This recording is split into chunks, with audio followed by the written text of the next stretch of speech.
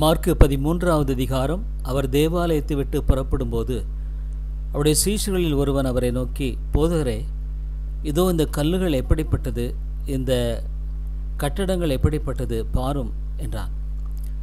இயேசு அவனுக்கு பிரதியுத்தரமாக, இந்த பெரிய கட்டடங்களை காண்கிறாயே, ஒரு கல்லின் மேல் ஒரு கல்லிராதபடிக்கு எல்லாம் இடிக்கப்பட்டு போகும் என்றார்.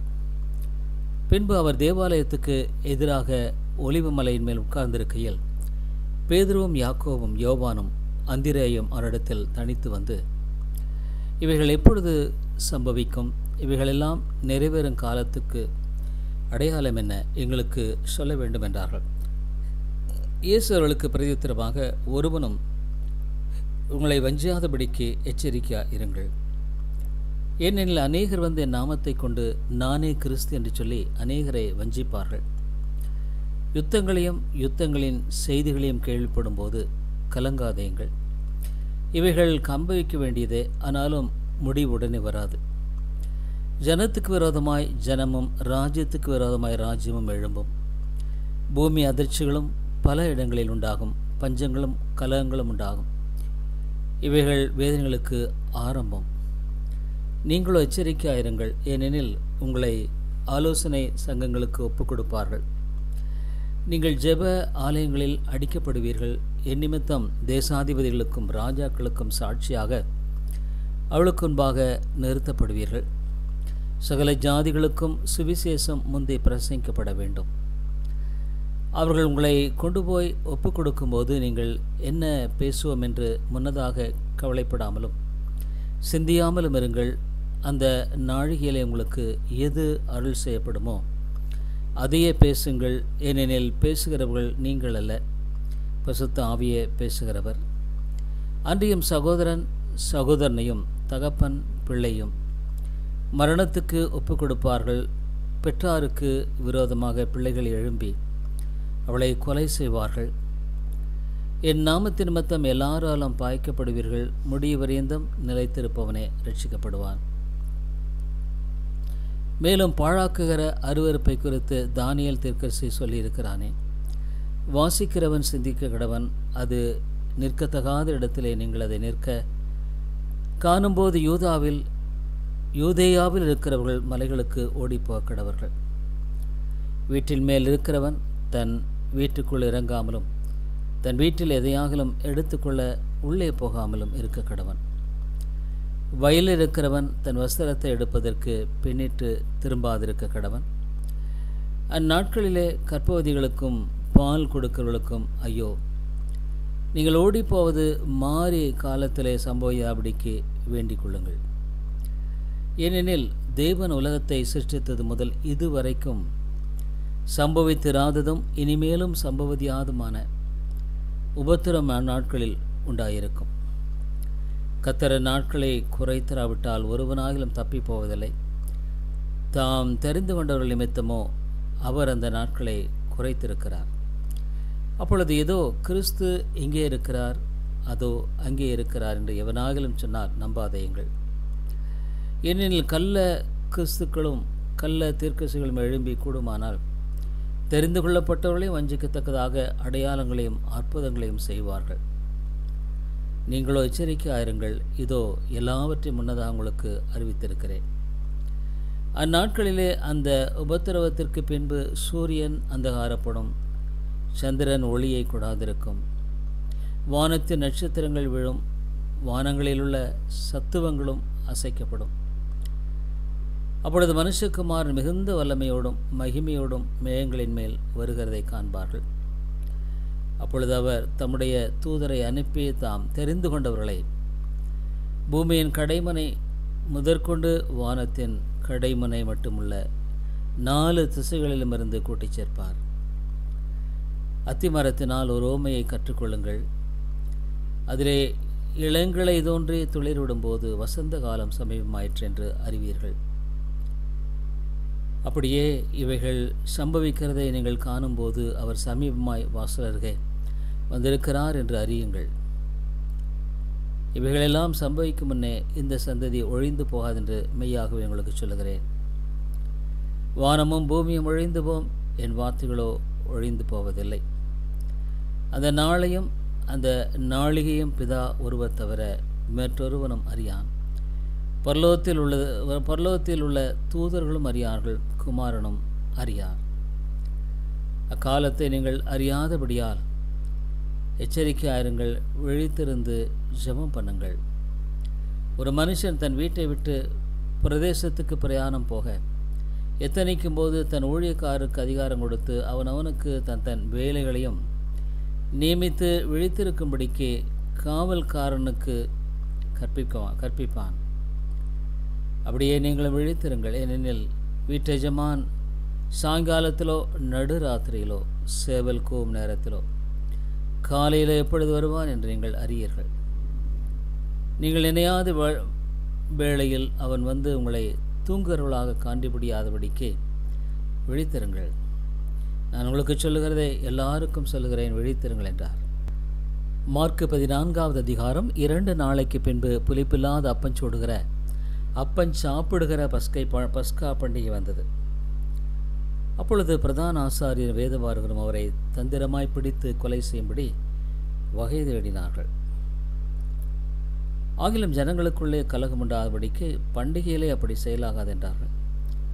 அவர் பெத்தானியாவில் குஷ்டரோகியாக இருந்த சீமோன் வீட்டிலே போஜன பந்தி இருக்கையில் ஒரு ஸ்திரீ விலையேறப்பெற்ற நளதம் என்னும் உத்தம தைலமுள்ள வெள்ளைக்கல் பரணியை கொண்டு வந்து அதை உடைத்து அந்த ஸ்தலத்தை அவர் சிரசின் மேல் அந்த தைலத்தை அவர் சிரசின் மேல் ஊற்றினார்.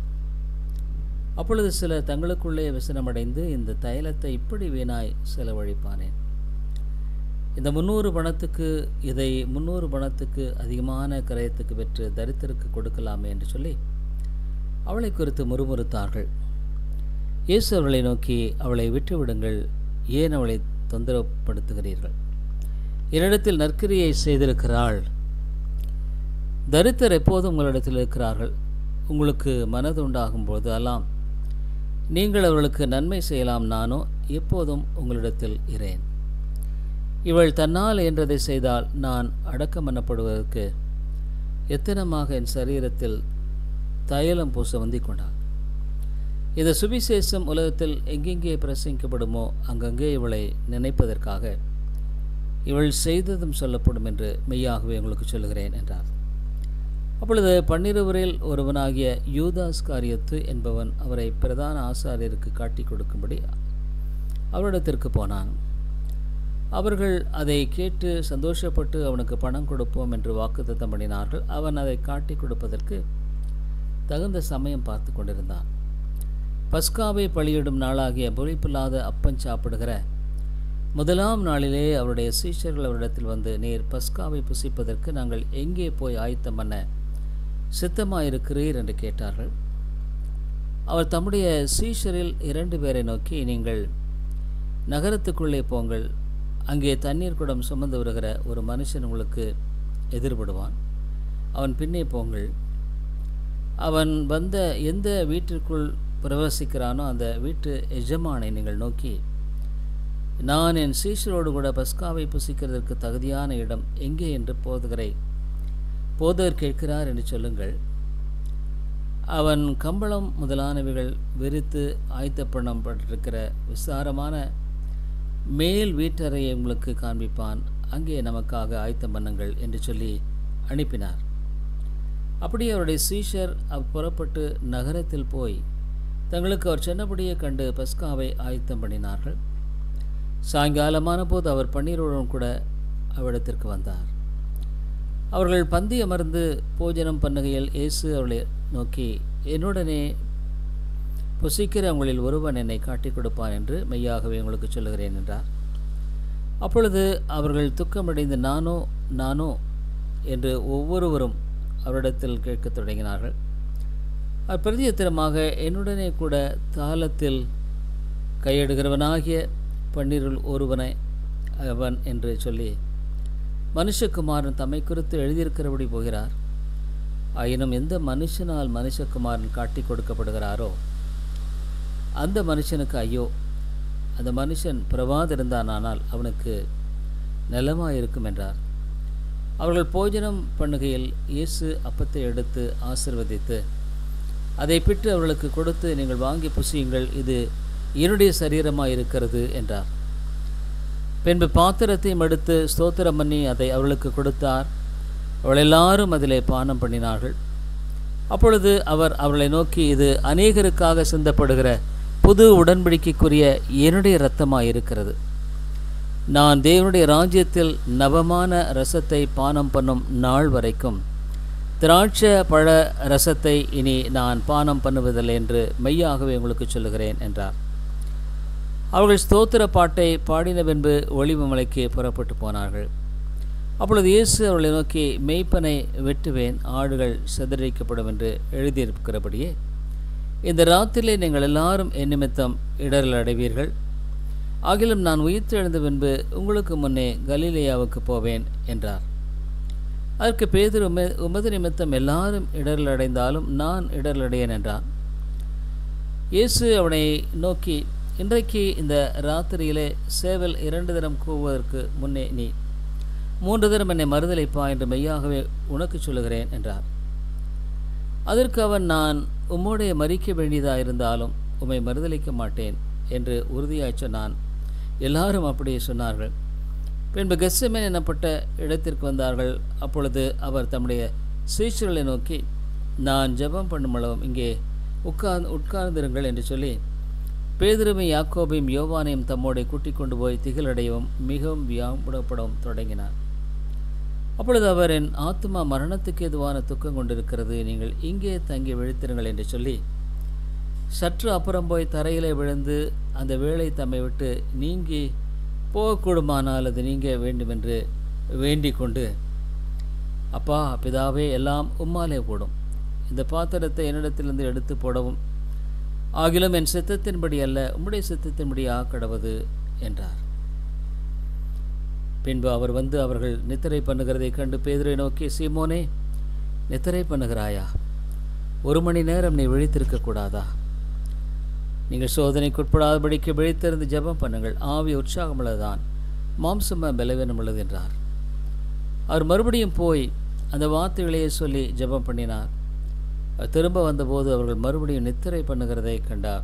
அவருடைய கண்கள் மிகுந்த நித்திரை மயக்கம் அடைந்திருந்தபடியால் தாங்கள் மறுமொழியாக அவருக்கு சொல்லுவது என்னதென்று அறியாதிருந்தார்கள்.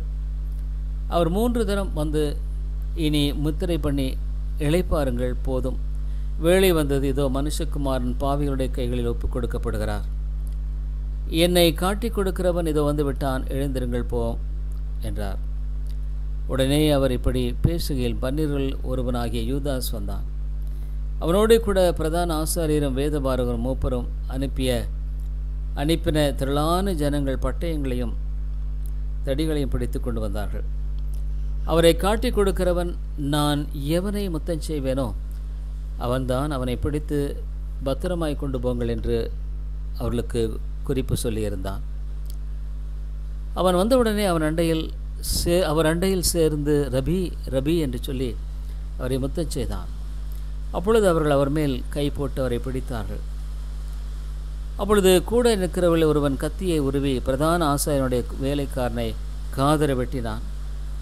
இயேசு அவர்களை நோக்கி, கள்ளனை பிடிக்க புறப்படுகிறது போல நீங்கள் பட்டயங்களையும் தடிகளையும் எடுத்துக்கொண்டு என்னை பிடிக்க வந்தீர்கள். நான் தினந்தோறும் உங்கள் நடுவிலே தேவாலயத்தில் உபதேசம் பண்ணி கொண்டிருந்தேன். அப்பொழுது நீங்கள் என்னை பிடிக்கவில்லையே, ஆனாலும் வேத வாக்கியங்கள் நிறைவேற வேண்டியதாக இருக்கிறது என்றார். அப்பொழுது எல்லாரும் அவரை விட்டு ஓடிப்போனார்கள். ஒரு வாலிபன் ஒரு துப்பட்டியை மாத்திரம் தன் மேல் போர்த்து கொண்டு அவர் பின்னே போனான். அவனை பிடித்தார்கள். அவன் தன் துப்பட்டியை போட்டுவிட்டு நிர்வாணமாய் அவர்களை விட்டு ஓடிப்போனான். இயேசுவை அவர்கள் பிரதான ஆசாரியனிடத்தில் கொண்டு போனார்கள். அங்கே ஆசாரியர், மூப்பர், வேதபாரர் எல்லாரும் கூடி வந்திருந்தார்கள். பேதுரு தூரத்திலே அவருக்கு பின் சென்று பிரதான ஆசாரியனுடைய அரமனைக்குள் வந்து சேவரோடும் கூட உட்கார்ந்து நெருப்பண்டையிலே குளிர் காய்ந்து கொண்டிருந்தான். அப்பொழுது பிரதான ஆசாரியரும் ஆலோசனை சங்கத்தார் அனைவரும் இயேசுவை கொலை செய்யும்படி அவருக்கு விரோதமாக சாட்சி தேடினார்கள். அகப்படவில்லை. அநேகர் அவருக்கு விரோதமாக பொய் சாட்சி சொல்லியும் அந்த சாட்சிகள் ஒவ்வவில்லை. அப்பொழுது சிலர் எழுந்து, கைவேலை ஆகிய இந்த தேவாலயத்தை நான் இடித்து போட்டு கைவேலையில்லாத நேர்ந்தை 3 நாளைக்குள்ளே கட்டுவேன் என்று இவன் சொன்னதை நாங்கள் கேட்டோம் என்று அவருக்கு விரோதமாய் பொய் சாட்சி சொன்னார்கள். அப்படி சொல்லியும் அவர்கள் சாட்சி ஒவ்வாமற் போயிற்று. அப்பொழுது பிரதான ஆசாரியன் எழுந்து நடுவேன் என்று இயேசுவை நோக்கி, இவர்கள் உனக்கு விரோதமாய் சொல்லுகிறதை குறித்து நீ ஒன்றும் சொல்லுகிறதில்லையா என்று கேட்டான். அவரோ ஒரு உத்தரவும் சொல்லாமல் பேசாதிருந்தார். மறுபடியும் பிரதான ஆசாரியன் அவரை நோக்கி, நீ ஸ்தோத்திரிக்கப்பட்ட தேவனுடைய குமாரனாகிய கிறிஸ்து தானா என்று கேட்டான். அதற்கு இயேசு, நான் அவர்தான். மனுஷகுமாரன் சர்வ வல்லவரின் வலது பாரத்தில் வீற்றிருப்பதையும் வானத்தின் மேகங்கள் மேல் வருகிறதையும் நீங்கள் காண்பீர்கள் என்றார். பிரதான ஆசாரியன் இதை கேட்டவுடனே தன் வஸ்திரங்களை கிழித்து கொண்டு, இனி சாட்சிகள் நமக்கு வேண்டியதென்ன? தேவ தூஷணத்தை கேட்டீர்களே, உங்களுக்கு என்னமாய் தோன்றுகிறது என்றான். அதற்கு அவர்கள் எல்லாரும், இவன் மரணத்துக்கு பாத்திரனாயிருக்கிறான் என்று தீர்மானம் பண்ணினார்கள்.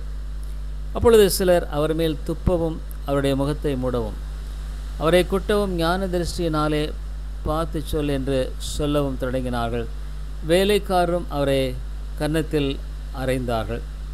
அத்தருணத்தில் பேதுரு கீழே அரண்மனை முற்றத்தில் இருக்கையில் பிரதான ஆசாரியனுடைய வேலைக்காரில் ஒருத்தி வந்து குளிர் காய்ந்து கொண்டிருக்கிற பேதுருவை கண்டு அவனை உற்று பார்த்து, நீயும் நசரேயனாகிய இயேசுவோடே இருந்தா என்றாள்.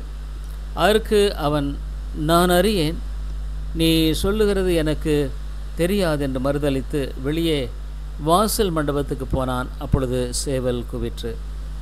வேலைக்காரி அவனை மறுபடியும் கண்டு, இவன் அவர்களில் ஒருவன் என்று அருகே நின்றவர்களுக்கு சொன்னாள். அவன் மறுபடியும் மறுதளித்தான். சற்று நேரத்துக்கு பின்பு மறுபடியும் அருகே நிற்கிறவர்கள் பேதுருவை பார்த்து, மெய்யாகவே நீ அவர்களில் ஒருவன், நீ கலிலேயன், உன் பேச்சு அதற்கு ஒத்திருக்கிறது என்றார்கள். அதற்கு அவன், நீங்கள் சொல்லுகிற மனுஷனை அறியேன் என்று சொல்லி சபிக்கவும் சத்தியம் பண்ணவும் தொடங்கினான். உடனே சேவல் 2ஆம் தரம் குவிற்று. சேவல் 2ஆம் தரம் குவிவதற்கு முன்னே நீ என்னை 3 தரம் அறிதலைப்பா என்று இயேசு தனக்கு சொன்ன வார்த்தையை பேதுரு நினைவு கூர்ந்து அங்கே அழுதான்.